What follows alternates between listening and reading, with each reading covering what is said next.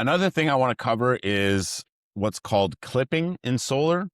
And it's the reason that we oversize arrays. So you might see on your solar proposal, let's say 16 kilowatts DC, which means 16 kilowatts worth of panels on your roof, and a 10 kilowatt AC inverter. And you're probably thinking, what the heck, man? Just put a 16 kilowatt inverter. Well, a couple reasons for that. In Ontario specifically, as soon as you go above the 10 kilowatt AC threshold, you need to do a connection impact assessment with hydro. Costs a couple $1,000s, usually not worth it. And I'm going to tell you why.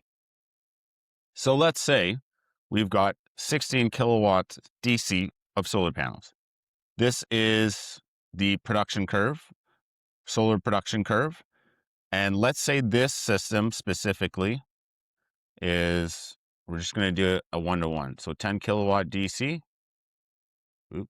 to 10 kilowatt AC. And we're going to say that our 10 kilowatt AC limit is here.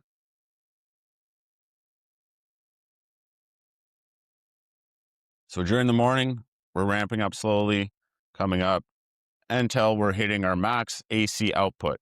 And this is because the sun is not producing as much power, not hitting the panels and producing as much power in the morning as it is in solar noon, and same thing in the afternoon.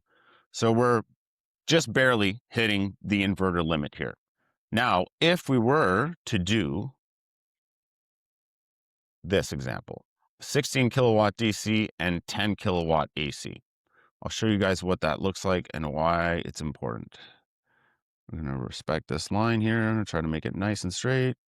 Okay, so we start off in the morning and right away we got a ton more panels on the roof. We've got 6 kilowatts more power. So what that's going to look like is this graph is going to come up a lot sharper and a lot bigger, quicker. And same thing on the other side. And you're probably thinking, well, I'm clipping all of this power here, which let's call it for fun, 15 kilowatt hours. Well, that sucks for sure. But we are gaining all this power here, which typically equates to more or less than you're clipping, depends on how big you're oversizing. But let's say it's 5 kilowatt hours in the morning and for fun, 10 kilowatt hours in the afternoon, evening. Now, this is why you'd oversize the system.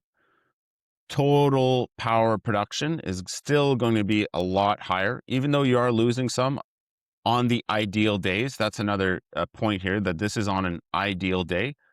Whenever you got days that are overcast or cloudy, you might still get just this power production curve with the 16 kilowatt system. And maybe you're hitting the 10 kilowatt AC. It's cloudy, it's kind of overcast. This is with the 16 kilowatt of solar panels. Now, if you only had the 10 kilowatt, that graph might look something like this. So you're gaining all of this during non-ideal days, which we live in Canada, and there's a lot of non-ideal days. There's about 3 to 4 months of non-ideal days. So that's why we oversize systems. Usually safe ratio is anywhere from 1.2 to 1.5 DC to AC. And on some systems, you can go as high as 1.5 to 2. Main reason for this is if you have like a 2 would be good if you have an east facing roof because they're not peaking at the same time. If you have them all south facing, well, you're going to be clipping a lot of power during the day. But depending on if you want to pay that connection impact assessment or not, it might still be worth it. Really depends on the property.